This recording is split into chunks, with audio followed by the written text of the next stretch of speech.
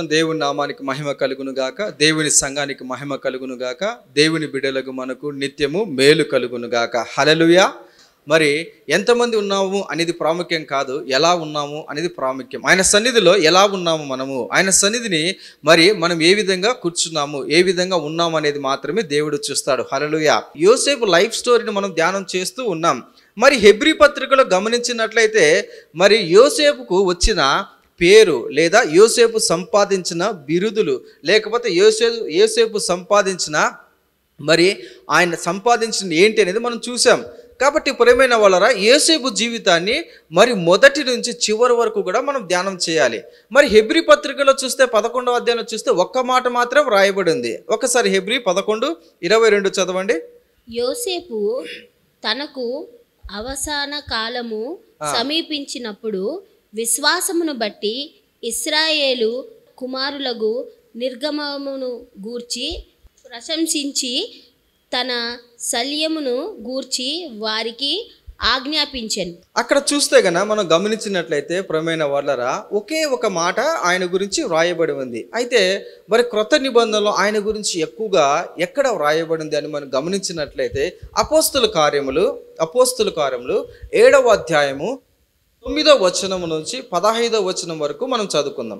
ఆ గోత్రకర్తలు మత్సరపడి యోసేపును ఐగుప్తులోనికి పోవుటకు అమ్మివేసిరి గాని దేవుడు అతనికి తోడై ఉండి అతని శ్రమలన్నిటిలో నుండి తప్పించి దయను జ్ఞానమును ఐగుప్తు రాజైన ఫరో ఎదుట అతనికి అనుగ్రహించినందున ఫరో ఐగుప్తునకు తన ఇంటికంతటికి అతనిని అధిపతిగా నియమించెను. తరువాత ఐగుప్తు దేశం అంతటికి కానాను దేశం అంతటికి కరువు బహు శ్రమయు వచ్చెను గనుక మన పితరులకు ఆహారము లేకపోయెను. ఐగుప్తులో ధాన్యము కలదని యాకోబు విని మన పితరులను అక్కడికి మొదటిసారి పంపెను. వారు రెండోసారి వచ్చినప్పుడు యోసేపు తన అన్నదమ్ములకు తన్ను తెలియజేసుకొనెను. అప్పుడు యోసేపు యొక్క వంశము ఫరోకు తెలియవచ్చెను. యోసేపు తన తండ్రి అయిన యాకోబును తన స్వజనులందరినీ పిలువనంపెను. వారు 70 మంది అగురు. యాకోబు ఐగుప్తునకు వెళ్ళి అక్కడ అతడును మన పితరులను చనిపోయి అక్కడ నుండి షేకెమునకు తేబడెను. షెకెములోని హారోను కుమారుల యొద్ద అబ్రహాము వెల ఇచ్చి కొనిన సమాధిలో ఉంచబడిరి. చాలండి, దేవునికి స్తోత్రం. కాబట్టి ప్రియమైన వాళ్ళరా, ఈ సమయంలో గమనించినట్లయితే హెబ్రీ పత్రికలు చూస్తే కేవలం ఒక వచనం మాత్రం ఆయన గురించి రాయబడింది. మనం ఆయన గురించి కొంత ఇన్ఫర్మేషన్ తెలుసుకున్న దానికి ఈ అపోస్తుల కార్యములో మరి 7వ అధ్యాయంలో కొన్ని విషయాలు తెలుసుకున్నాం. అయితే గన ఇక్కడ గమనించినట్లయితే యోసేపు ఆయన వచ్చిన పదవి ఏంటి, యోసేపు సంపాదించిన బిరుదు ఏంటి, ఆయనకు వచ్చిన బిరుదు ఏంటి అనేది ఇక్కడ వ్రాయబడలేదు. కాబట్టి ప్రియమైన వాళ్ళరా, యోసేపు గురించి తెలుసుకోవాలంటే మనం తప్పనిసరిగా ఆది కాండంలోకి ప్రవేశించాల్సిందే. గత వారం మనం విన్నాం, ఆది కాండం 37వ అధ్యాయం నుంచి స్టార్ట్ అయితే 50వ అధ్యాయం వరకు కూడా యోసేపు గురించి వ్రాయబడి ఉంది. హల్లెలూయా. కాబట్టి ప్రియమైన వాళ్ళరా, యోసేపు జీవితాన్ని ఒకసారి గమనించినట్లయితే ఆయన జీవితంలో కళ ద్వారా ఆయన ప్రారంభమైనట్టు మనం గమనించగలుగుతాం. ఆయన జీవితం అంతా కూడా కళ ద్వారానే ట్రావెల్ అయినట్టు మనం గమనించగలుగుతాం. కళ తెచ్చిన కష్టం, కళతో నడిచిన కథ, కళ తెచ్చిన పగ, కళ తెచ్చిన పదవి. ఇది ఆయన టైటిల్. టోటల్గా కళతోనే స్టార్ట్ అవుతుంది ఆయన జీవితము, కళతోనే ఎండ్ అవుతుంది. కళతోనే కష్టం స్టార్ట్ అవుతుంది, ఆ కష్టంలోనే దేవుడు తోడైంది, ఆ కళ ద్వారానే మళ్ళీ పదవిని దేవుడు ఆయనకి ఇస్తాడు. హల్లెలూయా. కాబట్టి ఆయన కళను ఒక్కసారి మనం గమనించాలి. హల్లెలూయా. మరి దేవుడు ఇచ్చిన ఈ కళ దేనికి సాదృశ్యంగా ఉంది, యోసేపుకి ఇచ్చిన కళ దేనికి సాదృశ్యంగా ఉంది? మీ అందరికీ కళలు వస్తాయి రావా? కళలు వస్తాయి రావా? మీ అందరికీ వస్తాయి. కాబట్టి ప్రియమైన వాళ్ళరా, కళలు వచ్చినప్పుడు కళల ద్వారా దేవుడు మాట్లాడే రీతి ఈ యోసేపుకు వచ్చిన ఈ కళ దేనికి సాదృశ్యంగా ఉంది అంటే గన కళ దేవుడి పిలుపుకు సాదృశ్యంగా ఉంది. అంటే మనం అందరం కూడా 31st నైట్ అందరం వాగ్దానాలు తీసుకుంటాం కదా, ఇది కూడా ఒక టైప్ అలాంటిది అన్నమాట. కాబట్టి ప్రియమైన వాళ్ళరా, మరి కష్టాల నుండి దేవుడు రక్షిస్తాడు. మరి కష్టాల నుంచి దేవుడు రక్షించడమే కాకుండా ఆయన కనికరం చూపి జ్ఞానముతో పదవిని పొందినట్లు మరి మనం గమనించగలుగుతాం. ఇదంతా కూడా మరి అపోస్తుల కార్యం 7వ అధ్యాయం చదివినట్లయితే మనకు అక్కడ కొన్ని విషయాలు రాయబడి ఉన్నాయి. కాబట్టి కలం కష్టమును తీసుకొచ్చినట్టు, మరి కళ పగను తెచ్చినట్లు, అందులోనే ఆ కళలోనే ఆ కష్టములోనే దేవుని ప్రేమను దేవుని కనికరాన్ని యోసేపు చూసినట్టు మనం గమనించగలుగుతాం. హల్లెలూయా, దేవునికి స్తోత్రం. అబ్దుల్ కలాం గారు ఒక మాట అన్నారంట, అందరికి బాగా నోటెడ్ ఈ మాట, కలలు కనండి తర్వాత మర్చిపోండి. అదేనా కాదా? ఏమన్నారు అబ్దుల్ కలాం గారు? ఆయన లేరు, ఆయన చెప్పిన మాట మాత్రం ఇప్పటికీ అందరూ గుర్తుకుంటుంది. ప్రతి ఒక్క యవనస్తులు యూత్ అందరి హృదయాల్లో మెదులుతూ ఉంటుంది. ప్రతి ఒక్క టీచర్స్ కూడా ఎక్కువ చెప్తుంటారు. సో కలలు కనండి, ఆ కలలు నిజం కావడానికి మీరు కష్టపడండి. హల్లెలూయా, దేవునికి స్తోత్రం. కాబట్టి ప్రియమైన వాళ్ళరా, నా ప్రశ్న ఏంటంటే యోసేపుకు కళ ఎలా వచ్చింది, ఎలా నెరవేరింది? సో కళ ఏ విధంగా నెరవేరింది? సో దేవుడు మాట్లాడే పద్ధతుల్లో, ప్రియమైన వాళ్ళరా, దేవుడు మాట్లాడుతున్న పద్ధతుల్లో మరి పురాతనమైన పద్ధతి ఏది అంటే గన దేవుడు కళ ద్వారా మాట్లాడడం. హల్లెలూయా. దేవుడు ఎన్ని రకాలుగా మాట్లాడతాడు నరునితో? మీ ఇంట్లో మీ తల్లిదండ్రులు ఎన్ని రకాలుగా మీతో మాట్లాడతారు? సో కళ ద్వారా ఒకటి, వాక్యం ద్వారా, గుడ్, దర్శనాల ద్వారా, పాస్టర్ ద్వారా, దైవజనుల ద్వారా, గుడ్, స్మైలీ కరెక్ట్ చెప్పింది. ఇంకా సో దేవుడు దాదాపుగా ఒక మినిమం ఒక 10 రకాలుగా దేవుడు మాట్లాడతాడు. హల్లెలూయా. దేవుడు ఆయన స్వరాన్ని వినిపించి మాట్లాడతాడు, ఆయన కళ ద్వారా మాట్లాడతాడు, ఆయన దర్శనం ద్వారా మాట్లాడతాడు, ఆయన వాక్యం ద్వారా మాట్లాడతాడు, ఆయన ఏర్పాటు చేసుకున్న దైవజనుల ద్వారా మాట్లాడతాడు, ఆయన సంఘము ద్వారా మాట్లాడతాడు, ఆయన ఎంచుకున్న ఒక వ్యక్తి ద్వారా మాట్లాడతాడు, ఆయన ఒక పరిస్థితి ద్వారా మాట్లాడతాడు. హల్లెలూయా. ఆయన చేసిన సృష్టి ద్వారా కూడా దేవుడు మాట్లాడతాడు. ఇలా చెప్పుకుంటూ పోతే అనేక రీతులుగా మనం బైబిల్లో చూడగలం. హల్లెలూయా. కాబట్టి ప్రియమైన వాళ్ళరా, మరి దేవుడు మాట్లాడే పద్ధతిలో కళ అనేది ఒక పద్ధతిగా ఉంది. హల్లెలూయా. ఈ కళలోని మరి దేవుడు చూపించిన మరి కళ ఏంటంటే దేవుని పిలుపుకు సాదృశ్యంగా ఉంది. హల్లెలూయా. దేవుని పిలుపుకు సాదృశ్యంగా ఉంది. పిలుపు దేనికోసం అని చెప్పాను నేను ఫస్ట్. దేవుడి పిలుపు ఎప్పుడు కూడా ఒక పనిని నెరవేర్చడానికి పిలుస్తాడు. హల్లెలూయా, దేవునికి స్తోత్రం. దేవుడు పిలిచే ప్రతి ఒక్క పిలుపు వెనకల ఒక పని దాగి ఉంటుంది. హల్లెలూయా. ఆ పని నెరవేర్చేదానికి మరి వెళుతుండగా మరి యోసేపుకు వచ్చిన కళ అందరికీ మనకు తెలుసా? మళ్ళీ ఒకసారి చదువుదామండి. 37వ అధ్యాయం, ఆదికాండం 37వ అధ్యాయం తీయండి. యోసేపు ఒక కల కని తన సహోదరులతో అది తెలియ చెప్పగా వారు అతని మీద మరీ పగబట్టిరి. అప్పుడు వారిని చూచి, నేను కనిన ఈ కలను మీరు దయచేసి వినుడి. అదేమనగా, మనము చేనులో పనలు కట్టుచుంటిమి, నా పన లేచి నిలుచుండగా మీ పనులు నా పనును చుట్టుకొని నా పనుకు సాష్టాంగపడని చెప్పాను. అందుకతని సహోదరులు, నీవు నిశ్చయముగా మమ్మల్ని ఏలుదువా, మా మీద నీవు అధికారి వగుదువా అని అతనితో చెప్పి అతని కళను బట్టి అతని మాటలను బట్టి అతని మీద మరింత పగబట్టిరి. అతడు ఇంకొక కళ కని తన సహోదరులకు తెలియచేసి, ఇదిగో నేను మరి ఒక కళ కంటిని, అందులో సూర్యచంద్రులు 11 నక్షత్రం నాకు సాష్టాంగపడనే చెప్పాను. అతడు తన తండ్రితోనూ తన సహోదరులతోనూ అది తెలియచెప్పునప్పుడు అతని తండ్రి అతనితో, నీవు కనిన ఈ కళ ఏమిటి? నేను నీ తల్లియు నీ సహోదరులు నిశ్చయముగా వచ్చి నీకు సాష్టాంగపడదుమా అని అతన్ని గద్దించెను. అతని సహోదరులు అతని యందు అసూయపడరి, అయితే అతని తండ్రి ఆ మాట జ్ఞాపకం ఉంచుకొను. హల్లెలూయా. కాబట్టి ప్రియమైన వాళ్ళరా, ఆయన కల కన్నాడు, కానీ ఈ కళనే కనాలని ఆయన కనగలుగుతాడా? నాకు ఇలానే రావాలి ఎవరైనా కలగంటారా? హల్లెలూయా. సో కలలు దేవుడు ఇస్తున్నాడు. దేవుడిచ్చిన కలలు మరి యోసేపు తన అన్నలకు తర్వాత తన తండ్రికి తల్లికి ఆయన విషదపరిచినప్పుడు వారు గద్దించినట్టు మనం గమనించగలుగుతాం. ఏంటంటే ఆ కలభావం ఏంటంటే, మీరందరూ వచ్చి నా దగ్గర నా ముందు సాష్టంగా పడతారని. హల్లెలూయా.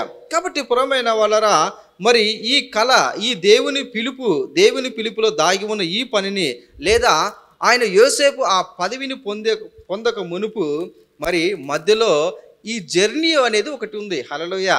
ఏంటంటే దేవుని పిలిచాడు, ఆ పిలుపుకు తగిన పనిని నెరవేర్చుటకు వెళుతుండగా ఆయన పదవిని పొందక ముందు ఆయన చేసి జర్నీ, అంటే లైఫ్ జర్నీ ఏదైతే ఉందో ఆ లైఫ్ జర్నీ మనం తెలుసుకుంటూ మనం కూడా మరి ఈ వాక్యం ద్వారా, దేవుని మాటల ద్వారా మనకు అప్పగించబడిన పనిని మనం తెలుసుకునే ప్రయత్నం చేయాలి. హల్లెలూయా.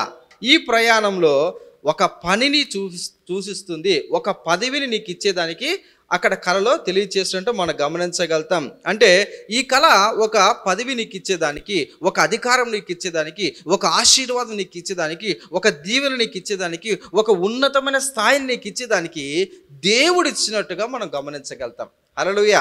అలాగనే మరి ఈ కళ ప్రకారము మరి యోసేపు ప్రయాణం చేస్తున్నప్పుడు ఆయన ఆ ప్రయాణంలో ఆ పదవిని పొందుకునేదానికి, ఆ ఉన్నతమైన స్థితికి చేరేదానికి, ఆ ఉన్నతమైన స్థానాన్ని పొందేదానికి, ఆ ఉన్నతమైన గొప్ప స్థితిని అనుభవించడానికి వెళుతుండగా ఆయనకు ఎదుర్కొన్న కష్టాలు, ఆయన మార్గంలో పడిన కష్టాలు, ఆ నష్టాలు, ఆ వేదనలు, ఆ శోధనలు మరి యోసేపు ఏ విధంగా దాటుకొని వెళ్ళాడు.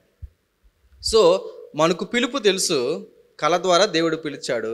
మరి ఆ పిలుపులో భావం అంటే నీకు ఒక పదవిని ఇస్తానన్నాడు. ఆ పదవి కోసము ఆయన వెళుతున్నాడు. హల్లెలూయా. దేవునికి స్తోత్రం.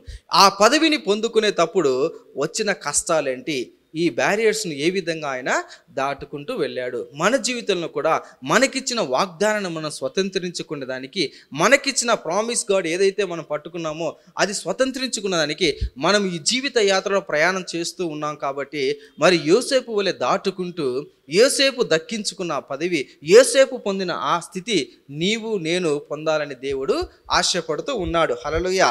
దేవుడికి స్తోత్రం. కాబట్టి యోసేఫ్ లైఫ్లో, అంటే జోసెఫ్ లైఫ్లో మరి కళ ఏ విధంగా నెరవేరింది, పదవిలో ఏ విధంగా మరి చేరాడు, ఏమని బిరుదు పొందాడు. హల్లెలూయా కదండి. కళ వచ్చింది మనకు తెలుసు, మరి ఆ కళ కోసం చేసే ప్రయాణం ఏంటో మనకు తెలియదు. మరి ఆ పదవిని ఏ విధంగా ఆయన పొందాడో మనం గమనించాలి. హల్లెలూయా. కాబట్టి మరి జోసెఫ్ క్యారెక్టర్ని అంతా చూస్తే గన ఆయన కథ అంతా కూడా ఒక కళతోనే ప్రారంభమైంది, కళతోనే ప్రయాణమైంది, కళ ద్వారానే ఆయన పదవిని పొందాడు. యోసేపు జీవితాన్ని ఆ దేవుడు అయిన యెహోవా ఒక కథను ఆయన ట్విస్ట్ చేశాడు, ఏ విధంగా మలిచాడు, ఏ విధంగా నడిపించాడు అనేది మనం గమనించినట్లయితే మన జీవితాల్లో కూడా దేవుడు గొప్ప కార్యాలు చేస్తాడు. హల్లెలూయా. మరి ప్రేమైన వాళ్ళరా, 37వ అధ్యాయంలో మనందరికీ తెలుసు, 37వ అధ్యాయంలో ఆయన ఒక కళ కన్నాడు. ఆ కళ ద్వారా సహోదరులకు కోపం వచ్చింది. ఆ కోపము ద్వారా ఏం చేశారండి, అన్నలు ఏం చేశారు, గుంటలో పడేశారు. దాని తర్వాత అన్నల కోసము ఆకలి తీర్చుటకు ఆహారం తీసుకుని వెళ్తుండగా యోసేపు మరి అక్కడికి వెళ్ళినప్పుడు అన్నలు అసూయతో, పగతో, మరి ద్వేషంతో యోసేపును కొట్టి ఆ దోతాను అనే ప్రాంతంలో ఒక గుంటలో వేసి తర్వాత ఆయన్ను 20 వెండి నాణాలకు అమ్మివేశాడు. హల్లెలూయా. ఇదంతా కూడా 37వ అధ్యాయంలో ఉంటుంది. మరి ఈ కళను యోసేపు నమ్మాడు. హల్లెలూయా. దేవునికి స్తోత్రం. ప్రేమైన వారు, ఎప్పుడైనా కూడా దేవుడు నీకు ఇచ్చే మాటను, దేవుడు నీకు ఇచ్చే వర్తమానాన్ని, దేవుడు నీకు ఇచ్చే వాగ్దానాన్ని, దేవుడిచ్చే పిలుపు నువ్వు ఎప్పుడైతే నమ్ముతావో అప్పుడే కార్యం స్టార్ట్ అవుతుంది. ప్రామిస్ గాడ్ తీసుకొని జోలో పెడితే కాదు, ప్రామిస్ గాడ్ తీసుకొని బైబిల్లో పెట్టుకుంటే కాదు, ప్రామిస్ గాడ్ తీసుకొని ఎక్కడ పెట్టుకోవాలి, హృదయంలో పెట్టుకోవాలి. దేవుడు అబ్రహాముతో మాట్లాడినప్పుడు ఆయన అది నమ్మెను, అది ఆయనకు నీతిగా ఎంచబడెను. హల్లెలూయా. యోసేపు కూడా దేవుడిచ్చిన కళను నమ్మాడు. హల్లెలూయా. దేవునికి స్తోత్రం. కాబట్టి నమ్మి నడిచాడు. హల్లెలూయా. ఏంటండి, నమ్మి నడిచాడు. నమ్మి నడిచినందుకే అన్నదమ్ముల దగ్గరికి వెళ్ళినప్పుడే ఈ కష్టాలు అనేది ప్రారంభమైన. కాబట్టి ఒకవైపు యోసేపు ఆర్తనాదాలు చేస్తున్నాడు, మరొక వైపు వారు వచ్చేసి ఆకలి తీర్చుకుంటూ ఆనందగానాలు పాడుకుంటూ చివరికి ఆయన్ను అమ్మివేశారు. ఇది 37వ అధ్యాయంలో ఉంటుంది. అలాగనే మరి రెండవది వచ్చేసి 39వ అధ్యాయంలో మనం చూస్తాం. 39వ అధ్యాయంలో ఏముంటుందండి? టైటిల్ ఏమి ఇచ్చారండి 39వ అధ్యాయంలో? పాపం పారిపోవడం. హల్లెలూయా. సో మరి నమ్మి నడుస్తున్నప్పుడు మరి అన్నలు అమ్మివేసిన మరి ఆ వ్యక్తి యోసేపు పోతీఫరు ఇంటిలో జీతగాడిగా మరి అక్కడ పని చేస్తూ ఉంటాడు. ఆ పని చేస్తున్న సమయంలో చూస్తే మరి పోతీఫరు భార్య కన్ను వేసి మరి పాపం చేయమని ప్రోత్సహించినప్పుడు దేవునికి విరోధం నేను ఎలా పాపం చేస్తాను అని దేవుని యందు భయభక్తులు కలిగిన వాడు కాబట్టి ఆ పోతీఫరు భార్య నుండి పాపం చేయకుండా ఆయన పారిపోతాడు. పారిపోయినప్పుడు ఆయన పట్టుకొని జైల్లో వేస్తారు. ఆయన చీకటి బిలములో అంధకారములో ఆయన ఉన్నట్టు మనం గమనించగలుగుతాం. అంటే 39వ అధ్యాయంలో ఆయన జీతగాడుగా ఉన్నాడు. మరి అంధకారంతో ఆయన జీవితం నిండిపోయినట్టు మనం గమనించగలుగుతాం. మరి మూడవదిగా చూస్తే 41వ అధ్యాయంలో ఆయన ఫరో పిలుపు వస్తుంది. ఫరో పిలుపు వచ్చి కలలు కనే యోసేపును పిలిపించి ఫరోకు వచ్చిన రాజుకు వచ్చిన 2 కలలు వివరించి ఆ భావం చెప్పినప్పుడు ఫరో రాజు అభినందించి యోసేపును మరి ఈ రాజ్యానికి మరి 2వ వ్యక్తిగా ప్రకటించడమే కాకుండా ప్రధానమంత్రిగా చేస్తాడు. హల్లెలూయా. మనందరికి కూడా తెలుసు అక్కడ మరి ఆయన అధికారం పొందినట్టు జయ జీవితంలో ఉన్నట్టు మనం గమనించగలుగుతాం. 42వ అధ్యాయంలో దేవుడిచ్చిన కలను నిజం అవ్వడం, అంటే దేవుడిచ్చిన కలలో చూపించిన రీతిగా, హల్లెలూయా, చూపించిన రీతిగా కల నిజం కావడం, మరి అందరూ వచ్చి ఆయన ఎదుట సాష్టాంగపడ్డము. అక్కడ మరి ఆయన జీవితము ఆహారం పంచిపెట్టేవాడుగా వారి ఆకలిని తీర్చేవాడుగా ఉన్నాడు. ఆనంద జీవితం అనుభవించినట్టు మనం గమనించగలుగుతాం. హల్లెలూయా. ఈ సమయంలో మనం నేర్చుకోబోతున్న 4 విషయాల గురించి పూర్తిగా చెప్పాను. హల్లెలూయా. దేవునికి స్తోత్రం. కాబట్టి యోసేపు కలను నమ్మాడు. హల్లెలూయా. ఆ కలను సహోదరులు మరి పేరెంట్స్ చెప్పినప్పుడు వారు రిజెక్ట్ చేసినట్టు, ఆ కలను బట్టి వారు అసూయ చెందినట్టు మనం గమనించగలుగుతాం. హల్లెలూయా. కాబట్టి పురమైన వాళ్ళ చూడండి, ఎప్పుడైనా కూడా కష్టాలు నీకు ఎందుకు ప్రారంభమవుతాయంటే ఎప్పుడైతే నువ్వు తల్లిదండ్రుల మాట వినడం స్టార్ట్ చేస్తావో, ఎప్పుడైతే దేవుని మాట వినడం స్టార్ట్ చేస్తావో అప్పుడే కష్టాలు ప్రారంభమవుతాయి, అప్పుడే అసూయ ద్వేషాలు ప్రారంభమవుతాయి. హల్లెలూయా. దేవుడికి స్తోత్రం. కాబట్టి ఆయన మరి 37వ అధ్యాయంలో చూస్తే చూడండి, తండ్రి మాట విని ఆయన ఎక్కడి నుంచి ప్రారంభమై అంటే హెబ్రోనులో నుంచి ప్రారంభమై మరి ఎక్కడికి వెళ్ళాడంటే షెకెం అనే ప్రాంతానికి ఆయన వెళ్ళాడు. హల్లెలూయా. షెకెం అనే ప్రాంతములో మరి అన్నలు లేకపోతే గన అక్కడ ప్రజలను ఎంక్వైరీ చేస్తే దోతాను అనే ప్రాంతంలో అన్నలు ఉన్నట్టుగా మరి తెలుసుకొని అన్నలకు ఆహారం ఇచ్చేదానికి, తండ్రి చెప్పిన మాట ప్రకారం యోగక్షేమాలు తెలుసుకునే దానికి, అన్నలు ఆకలి తీర్చేదానికి ఈయన యోసేపు ఆయన అక్కడికి వెళ్ళినట్టు మనం గమనించగలుగుతాం. ఇదంతా కూడా 37వ అధ్యాయంలో మరి 12వ వచనం నుంచి కూడా రాయబడి ఉంటుంది. హల్లెలూయా. కాబట్టి ప్రియమైన వాళ్ళరా, నా ప్రశ్న, వాళ్ళకి ఎందుకు అసూయ వచ్చింది? ఎందుకు? వారు అసూయతో నిండినట్టు, వారు చెడుతనముతో నిండినట్టు, వారు దేవుని యందు భయభక్తులు లేనివారై, తండ్రి యందు భయభక్తులు లేనివారై జీవించినట్టు ఆ 37వ అధ్యాయంలో ఉన్నట్టు మనం గమనించగలుగుతాం. హల్లెలూయా. దేవునికి స్తోత్రం. కాబట్టి ప్రియమైన వాళ్ళరా, ఒక వ్యక్తి మన కుటుంబంలో నుంచి, మన మధ్యలో నుంచి, మన సంఘములో నుంచి ఉన్నత స్థాయికి వెళ్తాడు, ఉన్నత స్థాయికి చేరుకుంటాడు, ఉన్నతమైన పదవి అలంకరిస్తాడు, ఉన్నతమైన స్థానంలోకి వెళ్తాడంటే మనం ఒప్పుకోం. ఆటోమేటిక్గా స్టార్ట్ అవుతుంది. అదేలా? అతను వయసు చిన్నది కాదా? మేము సీనియర్స్ కాదా? జూనియర్ కాదా? ఆటోమేటిక్గా స్టార్ట్ అవుతుంది. హల్లెలూయా. కాబట్టి పురమైన వాళ్ళరా, మరి యోసేపు తండ్రి మాట వినేవాడుగా ఉన్నాడు. హల్లెలూయా. తండ్రి మాట వింటూ ఆయన వెళుతున్నట్టుగా మనం గమనించగలుగుతాం. దేవుని యందు భయభక్తులు కలిగి చెడుతనమును విసర్జించిన వాడుగా ఉన్నట్టు మనం గమనించగలుగుతాం. హల్లెలూయా. ఒకసారి యోబు రాసిన మరి గ్రంథము 1వ అధ్యాయం 8వ మాట చదవండి. అందుకు యెహోవా, నీవు నా సేవకుడు అయిన యోబు సంగతి ఆలోచించితివా? ఉమ్. అతడు యథార్థవంతుడును న్యాయవంతుడునై దేవుని యందు భయభక్తులు కలిగి చెడుతనమును చెడుతనమును విసర్జించేవాడుగా భూమి మీద అతని వంటి వాడెవడును లేడు. అతని వంటి వాడు ఎవరునూ లేరు. హల్లెలూయా. ఒక్కసారి కీర్తన గ్రంథం 34:21 చదవండి. చెడుతనము భక్తిహీనులను సంహరించును, నీతిమంతుని ద్వేషించువారు అపరాధులుగా ఎంచబడుదురు. హల్లెలూయా. ఎందుకు ఈ మాటలు చదివించానంటే అక్కడున్న అన్నలు అందరూ కూడా పెద్దవాళ్లే. యోసేపు చిన్నవాడు వచ్చి మీరు నాకు మ్రొక్కుతారు అంటే కోపం రాదా?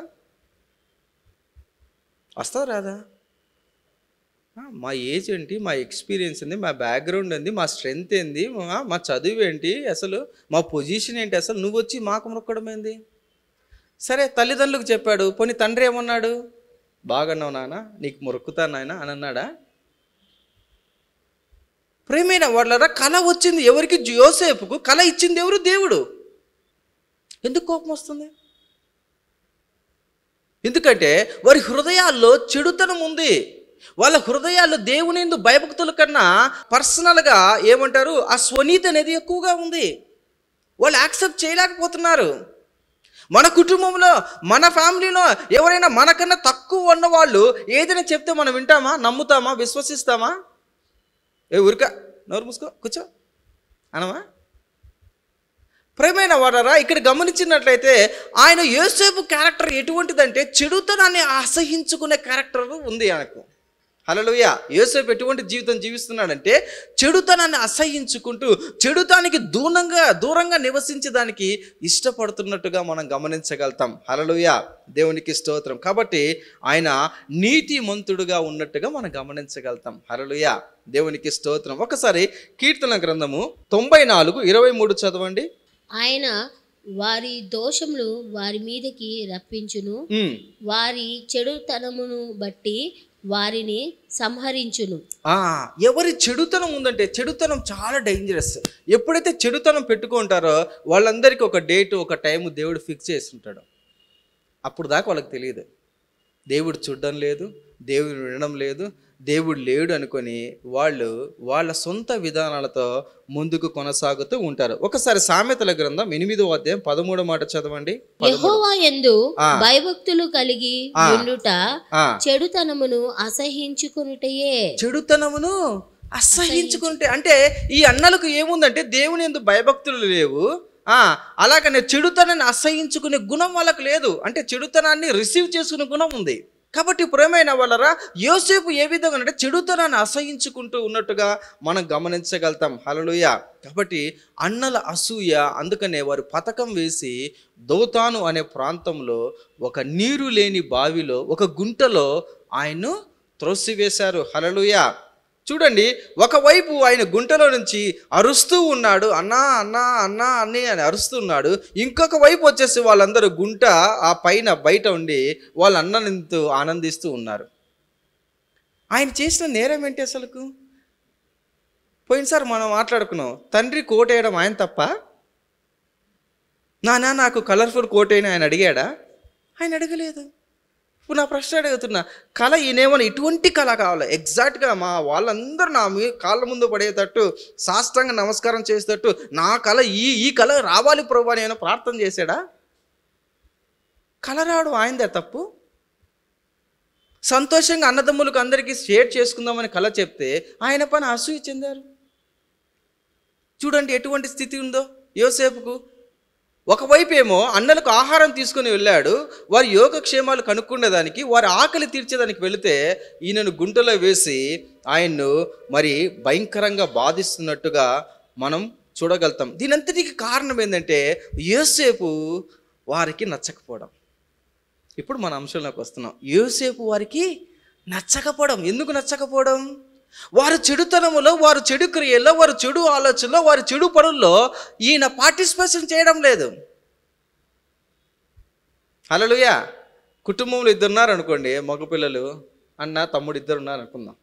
అన్న సిగరెట్లు తాగుతున్నాడు అనుకో, తమ్ముడు చూస్తున్నాడు అనుకో. తమ్ముడు ఎప్పుడు చెప్తాడో డాడీకి అని భయపడతా ఉంటాడు. భయపడ్డా ఎటువంటి కోపం లేకుండా తమ్ముని బాగా ప్రేమిస్తుంటాడా? ఏమో డాడీకి చెప్తే, డాడీకి పట్టిస్తే, ఇటువంటి థాట్స్తో ఆటోమేటిక్గా ఒక అసూయ అనేది డెవలప్ చేసుకుంటూ ఉన్నారు. హల్లెలూయా. ప్రాబ్లం ఏంటంటే వారికి నచ్చకపోవడం ఒకటైతే, రెండోది యోసేపు వారితో కలవకపోవడం ఇంకొక ప్రాబ్లం. ఈ సమస్యలు ప్రధానంగా యవ్వనస్తుల్లో చూస్తుంటారు.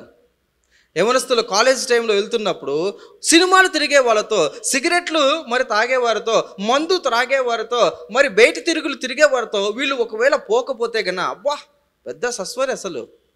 ఇంకొక మాట చెప్పనులే, ఇంకొక మాట కూడా వాడతారు, చాలా పవిత్రుడు.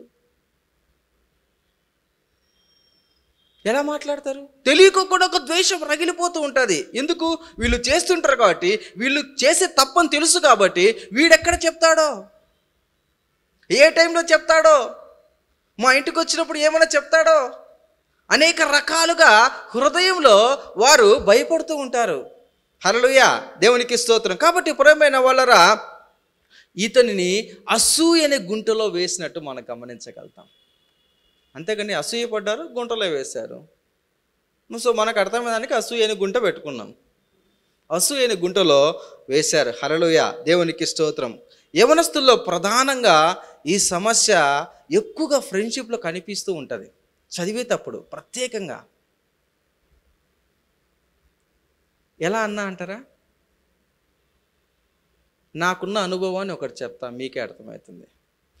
నేను ఎంబీఏ కాలేజీలో టాపర్ని, లాస్ట్ టైం కూడా చెప్పాను నేను. సో నేను మా రూమ్మేట్, నేను మా ఫ్రెండ్ ఇంకొక అతను ఉన్నాడు, ఎంబీఏ 3rd సెమిస్టర్లో ఎగ్జామ్స్ రాస్తున్నాము. సో నేను టైం టేబుల్ ఇస్తే కన్నా ఆ టైం టేబుల్ అక్కడ గోడ పైన పెట్టుకున్నాను. సో ఏ డేటు ఏ టైం ఉంటుంది కాబట్టి అది చూసుకుంటూ ఎగ్జామ్ వెళ్ళి రాసేవాడిని. అయితే నా ఫ్రెండ్ అతను ఆ టైం టేబుల్ చించేశాడు. ఏ కారణమో నాకు తెలియదు. సరే నెక్స్ట్ రోజు ఎగ్జామ్ కదా నేను అనుకుంటున్నా. మా ఫ్రెండ్ నెక్స్ట్ రోజు నీకు లేదు, అసలుకు ఫైనాన్స్ వచ్చేసి లేదు నీకు ఎగ్జాము, ఆ నెక్స్ట్ రోజు ఉంది అని అన్నారు. ఓ నెక్స్ట్ రోజు రాలేదని నేను పోలేదు అసలు ఎగ్జామ్కు. నెక్స్ట్ రోజు అయిన తర్వాత ఫోన్ చేసి, ఏంటి ప్రదీప్ నువ్వు ఎగ్జామ్ రాలేదు, యాబ్సెంట్ అయినావు ఏంటి అసలుకు? అయ్యో ఈరోజు కాదు ఎగ్జాము, అయ్యో ఈరోజే ఎగ్జామ్ అసలుకు, ఎల్లుండి కాదు ఈరోజే ఎగ్జాము, నువ్వు ఎలా మిస్ అయినావు అసలుకు నీకు తెలీదా అంటే టైం టేబుల్ పోయింది. ద్వేషం బాగా చదువుతాడు వీడు, ఎట్లయినా వీడు ఫెయిల్ కావాలా. ఏంటండి? ఎట్లయినా వీడు ఫెయిల్ కావాలా. ద్వేషం. చూడండి, తెలియకోకుండా మనం మంచిగా ఉంటే, మంచిగా చదువుతుంటే, మంచిగా వెళుతుంటే, ఏ చెడు అలవాటు లేకుండా వెళ్తుంటే వెనకల నుంచి వచ్చే ప్రమాదం ఎలా ఉంటుంది నీకు తెలియకోకుండా నీతో పాటే ఉంటుంది. టైం వచ్చినప్పుడు మాత్రమే చూపిస్తుంది అసూయ. చివరికి మళ్ళీ నేను నెక్స్ట్ సెమిస్టర్ ఫీజు కట్టి మళ్ళీ ఆ ఎగ్జామ్ రాసి దేవుని కృపను బట్టి మంచి మార్కులతో పాస్ అయ్యా. హల్లెలూయా. కాబట్టి అసూయ అనేది చాలా డేంజరస్. మనం ఎవరితో ఉంటున్నామో, ఎవరితో స్నేహం చేస్తున్నామో, ఎవరితో తిరుగుతున్నామో, ఎవరితో చదువుకున్నామో నువ్వు చాలా జాగ్రత్తగా ఉండాలి. నువ్వు అనుకోవచ్చు మా ఫ్రెండ్స్ అందరు మంచోళ్ళే, అలా అనుకుంటే ఎంత బాగుంటుంది. భూమి అంతా మంచోళ్ళే, హైదరాబాద్ అంతా మంచోళ్ళే, అసలు చెడ్డోళ్ళే ఎవ్వరు లేరు అనుకుంటే ఎంత బాగుంటుంది. You should be very careful. Hallelujah. నీతో పాటు ఉన్నవాళ్ళు నీకు తెలియకోకుండా ఎప్పుడొకసారి సమయం వచ్చినప్పుడు వేసేస్తారు. హల్లెలూయా. కాబట్టి ప్రియమైన వాళ్ళరా, మరి దావీదు రాసిన కీర్తన గ్రంథం ఒకసారి 5వ అధ్యాయం 9వ మాట చదవండి.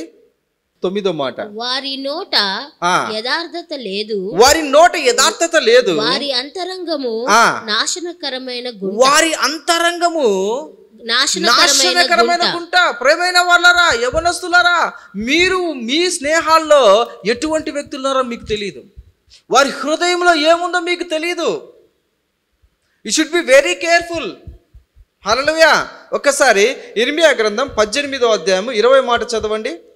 వారు నా ప్రాణము తీయవలెనని గుంట త్రవ్వియున్నారు, చేసిన మేలునకు ప్రతిగా కీడు చేయువలెన వారికి మేలు కలగవలెనని వారి మీద నుండి నీ కోపము తప్పించుటకై నీ సన్నిధిని నిలిచి నేను వారి పక్షముగా మాట్లాడిన సంగతి చాలండి. చూడండి, జ్ఞాపకం చేసుకో. ఇర్మియా పరిస్థితులు ఏంటంటే మేలు చేస్తే వాళ్ళు ఇతనికి కీడు చేయుటకు గుంట తవ్వుతున్నారంట.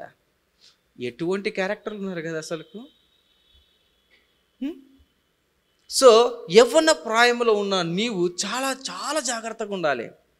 You should be very careful. Don't believe. ఎవరిని కూడా నమ్మొద్దు నువ్వు. ఏ స్నేహితుడు కూడా, ముఖ్య స్నేహితుడు కూడా నమ్మొద్దు నువ్వు. ఎప్పుడు ఎటువంటి గుంటలో వేస్తారో నీకు తెలియదు. ఎప్పుడు ఎటువంటి మోసం చేస్తారో నీకు తెలియదు. దేవుడు మరి యోసేపు ద్వారా నిన్ను నాతో మీతో నాతో ఏం మాట్లాడుతుంటే చాలా కేర్ఫుల్గా ఉండాలి. దేవుని తప్ప, పేరెంట్స్ తప్ప ఎవరిని కూడా నమ్మకూడదు. హల్లెలూయా, దేవునికి స్తోత్రం. కాబట్టి ప్రియమైన వాళ్ళ చూడండి, నమ్మిన వారే ఆ గుంటలో వేయడం మరి చూస్తాం. హల్లెలూయా. ఫ్రెండ్షిప్లో చాలా వరకు ఇలాంటి తెలియని మోసాలు చేస్తారు. వాళ్ళు తెలుసుకునే లోపల వాళ్ళకి ఆ కష్టము నష్టము అంత భయంకరంగా ఉంటుంది. హల్లెలూయా, దేవునికి స్తోత్రం. కుటుంబాల్లో సొంత వాళ్ళే మోసం చేస్తారు. నమ్మిన వాళ్ళే గుంటలో పడేస్తారు. పడేయలేదా వీళ్ళు? యోసేపు అన్నదమ్ములు పడేయలేదా? కానీ ప్రేమైన వాళ్ళరా, ఈ సమయంలో దేవుడు సెలవిస్తున్న మాట ఏంటంటే నీవు దేవుని మీద మాత్రమే ఆధారపడాలి, దేవుని మాత్రమే నమ్ముకోవాలి. హల్లెలూయా, దేవునికి స్తోత్రం. కాబట్టి ప్రియమైన వాళ్ళరా చూడండి, మీకా రాసిన గ్రంథము 7వ అధ్యాయము 5వ మాట. స్నేహితుని యందు నమ్మకం ఉంచవద్దు. స్నేహితుడు ఎవరిని ఏందంటండి? స్నేహితుని యందు. స్నేహితుడు అంటే ఫ్రెండ్. రైట్, రాసుకోండి. ముఖ్య స్నేహితుని నమ్ముకొనవద్దు. ముఖ్య స్నేహితుని అంటే ఎవరు? ఏమంటారు? దిల్కే ఏమంటారు? బెస్ట్ ఫ్రెండ్, ప్రాణ స్నేహితుడు. మీరు కూడా బ్రాకెట్లో స్నేహితురాలు, ప్రాణ స్నేహితురాలు నమ్మరాదు. హల్లెలూయా, దేవునికి స్తోత్రం, దేవునికి స్తోత్రం. ప్రేమైన వాళ్ళరా జాగ్రత్తగా మీరు గమనించండి. ఎందుకు ఈ మాట దేవుడు మనకు సెలవిస్తున్నా అంటే, మరి అపవాది సాతాను నిన్ను పట్టుకునే అస్త్రం ఎక్కడ ఉందంటే నీ స్నేహంలోనే ఉంటుంది. హల్లెలూయా, ఎక్కడ పట్టుకుంటాడో తెలుసా? నీ స్నేహంలోనే. ఎక్కడ బయటల నుంచి పోడాడు, ఎక్కడ పట్టుకుంటే అక్కడే పట్టుకుంటా. అందుకనే నువ్వు నమ్మొద్దు. నమ్మితే మోసపోతావు ఖచ్చితంగా. హల్లెలూయా. ఇర్మియా గ్రంథము 9వ అధ్యాయము 4 నుంచి 5వ మాట చదువుదాం. మీలో ప్రతివాడును అంటే ప్రతి ఒక్కరు కూడా తన పొరుగువాని పొరుగువారు అంటే ఎవరు? నీ పక్కన ఎవరు కూర్చుంటే వాళ్ళు. జాగ్రత్తగా ఉండవలెను. ఏ సహోదరుడైనను నమ్మకుడి. నిజముగా ప్రతి సహోదరుడును తంత్రకొట్టి తన సహోదరుని కొంప ముంచును. హల్లెలూయా. ప్రేమైన వాళ్ళ మీరందరూ అలాంటి వాళ్ళు కాదు. దేవునికి స్తోత్రం. దేవుని సన్నిధిలో ఉన్నారు కాబట్టి. కానీ మీరు బయటికి వెళ్ళినప్పుడు ఒకసారి హరిణి నువ్వు చదువు అమ్మా ఒకసారి. Beware of your friends. Do not trust anyone in your clan. For every one of them is a deceiver, and every friend a slanderer. Friend deceives friend, and no one speaks the truth. They have taught their tongues to lie. They weary themselves with sinning. ఎంత deceive చేస్తారా? నేను చెప్పిన మాటలైతే కాదు, నేను రాసిన మాటలు కాదు, దేవుడు రాసిన మాటలు. ఈరోజు యోసేపు ద్వారా నీతో నాతో మనందరితో కూడా ఏం మాట్లాడుతున్నాడంటే, నీ ముఖ్య స్నేహితులు ఎవరు నమ్మొద్దు. నీ పక్కన కూర్చున్న వారందరూ నమ్మొద్దు. నీతో పాటు మరి ప్రేమగా మాట్లాడే వారందరినీ కూడా నువ్వు నమ్మొద్దు. ఒకవేళ నమ్మితే మోసపోయేదానికి అవకాశం ఉంటుంది. ఎందుకంటే మీరందరూ కాలేజీకి వెళ్తూ ఉంటారు, బయట వేరే వేరే చోట్లకి వెళ్తూ ఉంటారు, చాలామంది పరిచయం అవుతూ ఉంటారు. పరిచయమైన వాళ్ళందరినీ మనం ప్రేమిస్తూ ఉంటాం, మనం చేర్చుకుంటూ ఉంటాం. నమ్మితే మోసపోయేదానికి అవకాశం ఉంటుంది. హల్లెలూయా. ప్రేమైన వాళ్ళరా, ఒకవేళ ఈ సమయంలో నువ్వు ఒకవేళ స్నేహితుని ఎవరైనా మర్చిపోయి స్నేహితుని నువ్వు చేర్చుకొని స్నేహితుడు లేదా స్నేహితురాల ద్వారా నువ్వేమైనా మోసపోయి ఉంటే, నీవు కూడా ఈ అసూయకు అటాక్ అయి ఉంటే కన్నా, అసూయ గుంటలో పడి ఉంటే దేవుడు ఈరోజు హెచ్చరికగా ఒకసారి జ్ఞాపకం చేస్తూ ఉన్నాడు. హల్లెలూయా, దేవునికి స్తోత్రం. కాబట్టి ప్రియమైన వాళ్ళరా, నీ స్నేహితులు కానీ, నీ బంధువులు కానీ, నీ అనుకున్న వారు కానీ నిన్ను ఏదైనా గుంటలో పడేసి ఉంటే సహాయం చేయాలని నువ్వు వెళితే, మంచి కోసం నువ్వు వెళితే, కీడు మరి మేలు చేసి నువ్వు వెళితే నిన్ను కొన్నిసార్లు గుంటలో వేసేస్తుంటారు తెలియక. ఎలా అంటారా? నా జీవితంలో జరిగిన అనుభవం చెప్తా ఒకటి. సో అభికి ఒక 10,000 రూపాయలు డబ్బులు కావాలి. ఇతను నా ఫ్రెండ్, ఓకే, నాకన్నా హైట్ ఉన్నాడు, ఓకే. ఇతను నా friend, okay, Joshi, okay. Joshi దగ్గర డబ్బులు ఉన్నాయి, అభికి డబ్బులు అవసరం. చూడండి ఎంత మోసం చేస్తారంటే, ఇద్దరు క్లోజ్ ఫ్రెండ్స్ నాకు. అభికేమో డబ్బులు కావాలి, జోషి దగ్గరేమో డబ్బులు ఉన్నాయి. వీళ్ళిద్దరు మాట్లాడుకున్నారు. ఇద్దరు మాట్లాడుకుంటే అభి అంటున్నాడు, నీకు డబ్బులు ఇస్తా, నువ్వు ఇస్తావు వీలేదు నాకు డౌటు, నేను నమ్మలేను అని. అభి అంటున్నాడు, నేనేంటి క్లోజ్ ఫ్రెండ్ కదా, నేనే ఇవ్వకపోవడం ఏంటి అని అభి అంటున్నాడు. లేదు, నాకు గ్యారంటీ ఎవరైనా కావాలి, ఎవరైనా చెప్తే ఇస్తాను అని అంటున్నాడు. ఇద్దరు నా వైపు చూశారు. ఏంటి? అయితే నేను ప్రదీప్తో నీకు హామీ ఇప్పిస్తాను ఖచ్చితంగా. ప్రదీప్ అయితే జోషి ప్రదీప్ అయితే ఖచ్చితంగా ఇస్తా అభి నీకు డబ్బులు, నువ్వు ప్రదీప్తో ఒక మాట చెప్పించు, నేను నీకు ఇయ్యను డబ్బులు, నేను ప్రదీప్కి ఇస్తాను డబ్బులు, ఏమే నువ్వు ఖచ్చితంగా అని ఇద్దరు మాట్లాడుకున్నారు. వీళ్ళిద్దరు ఆల్రెడీ డీల్ సెట్ అయిపోయింది, నాకు తెలీదు.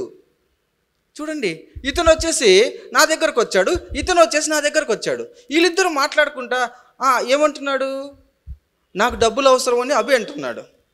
ఆ డబ్బులు కావాలంటే నేను ఇస్తాను, నాకు నమ్మకం లేదంటున్నాడు. అభి అంటున్నాడు, ప్రదీప్ నువ్వు వచ్చేసి నాకు షూరిటీగా ఉంటావా, నువ్వు డబ్బులు తీసుకుంటే నువ్వు ఇవ్వగలుగుతావు ఖచ్చితంగా, నువ్వు తీసుకొని నాకు డబ్బులే అంటున్నాడు. ఇతనేమంటాడా జోషి ఏమంటున్నాడంటే, ప్రదీప్ నీకైతే డబ్బులు ఇస్తాను నేను, అభికైతే ఇయ్యను నేను, నీకైతే డబ్బులు ఇస్తాను, నువ్వు మళ్ళీ రీపే చేస్తావు, నీ కెపాసిటీ ఉంది, నువ్వు తీసుకో అంటున్నాడు. వీళ్ళిద్దరు మాట్లాడుకుంది నాకు తెలియదు. బాబా ఏం యాక్టింగ్ అసలుకు. చివరికి ఇతను ఇంట్రెస్ట్కు డబ్బులు 10 రూపాయలు ఇంట్రెస్ట్కు ఇతను తీసుకొచ్చి నాకు ఇచ్చాడు. నేను తీసుకున్నా, అయ్యో నా ఫ్రెండ్ అభి కదని 10 రూపాయల ఇంట్రెస్ట్తో నేను డబ్బులు ఇచ్చా. నేనేం ఆలోచించానంటే అప్పుడు 10 రూపాయలు ఇంట్రెస్ట్ ఎంత, 10,000కు ఎంత అవుతుందండి ఇంట్రెస్ట్? 1000 కదా అసలుకు. ఒక 1000 ఏముంది అసలుకి, ఇవ్వచ్చు కదా ఈజీగాని. నేను ఒప్పుకున్నా, ప్రిన్సిపల్ అమౌంట్ కట్టేది మర్చిపోయినా నేను. ఇతను ఏం చెప్పాడు, ఎగ్జాక్ట్గా 10 రోజులు ఇస్తా. ఇతను 10 రోజుల్లో నేను అభిని అడగను, నిన్నే అడుగుతా ప్రదీప్ అని. Okay right. చూడండి ఎలా మోసం చేస్తారో అసలుకు. వీళ్ళిద్దరు తెలీదు, డబ్బులేమో నేను తీసుకున్నాను, నేను ఇచ్చాను అభికి, ఇచ్చిందేమో జోషి, వాళ్ళిద్దరేమో హ్యాపీగా ఉన్నారు. 10 days తర్వాత నాకు టార్చర్ స్టార్ట్ అవుతుంది, నాకు టెన్షన్ స్టార్ట్ అవుతుంది. జోషి వచ్చి నన్నే అడుగుతాడు, నేను వెళ్ళి అభి దగ్గరికి వెళ్ళాలి, అభి నువ్వు ఎప్పుడు ఇస్తావని. ఇంకొక 5 రోజులు మామ, ఇంకొక 5 రోజులు ఆ ఓపిక పట్టు. ఇలా 2 months అయిపోయింది. 2 months ఇంట్రెస్ట్ నేను పే చేసిన తర్వాత ఒకరోజు వీళ్ళిద్దరు కూర్చొని మాట్లాడుతున్నారు. రే డబ్బులు ఇరా తొందరగా, ఇంకా వాడికి తెలుస్తుందేమో, మళ్ళీ వాడు ఫీల్ అవుతుంటాడు అని వీళ్ళిద్దరు మాట్లాడుకుంటున్నారు. నేను వెళ్ళాకల్లా వాళ్ళిద్దరు సైలెంట్గా నిలబడుతున్నారు. సరే ఏమో నేను 3rd month ఇంట్రెస్ట్ పే చేయలేదు. ఇంట్రెస్ట్ పే చేయకపోతే నా ఫ్రెండు జోషి నా ఇంట్లోకి వచ్చి మా నాన్నకి విషయం చెప్పేశాడు, అన్నా మీ కుమారుడు ప్రదీప్ కుమార్ 10,000 రూపాయలు డబ్బులు తీసుకున్నాడు, ఇంట్రెస్ట్కి 10 రూపాయలు ఇంట్రెస్ట్ తీసుకున్నాడని. మా నాన్న ఇలా రానా అన్నాడు. దగ్గరికి అయితే లాగి ఒకటి ఇచ్చాడు. మా నాన్నకు అర్థమైపోయింది మనోడు గొర్రె మోసపోయాడు అని. మోసపోయి కూర్చున్నాడు. కూర్చోబెట్టుకొని రే నువ్వు వెళ్ళి అభిని తీసుకున్నారా అన్నాడు. జోషి లాకపోయాడు ఇంట్లో. అభిని తీసుకొచ్చాడు. అభిని తీసుకొచ్చినాక వాడిని లాగి ఒక టక్కన కొట్టాడు. రే డబ్బులు నువ్వు ఎందుకు తీసుకున్నావరా, ఎప్పుడు తీసుకున్నావరా అని. నాకేం తెలియదున్నా, వాడిచ్చాడు, జోషి ఇచ్చాడన్నా అని. జోషి పక్కన ఇంట్లో ఉన్నాడు కదా, పాప వీడికి తెలీదు. లోపలికి వాడిని ఒకటి బీకాడు, నువ్వు ఎప్పుడు ఇచ్చావరా అని. అదేంట్రా నువ్వు ఈయడం లేదంటున్నాడు అని అంటే, అభి తీసుకోలేదా, తీసుకున్నాడన్నా, నేనే మాట్లాడిందన్నా, నేనే ఇప్పించిందన్నా వానికి, నన్ను వచ్చి కలిశాడన్నా. అట్లనా, పోలీస్ ఇంట్రాగేషన్ అంటారు, ఇద్దరిని సపరేట్ పెట్టి ఇంట్రాగేట్ చేస్తారు.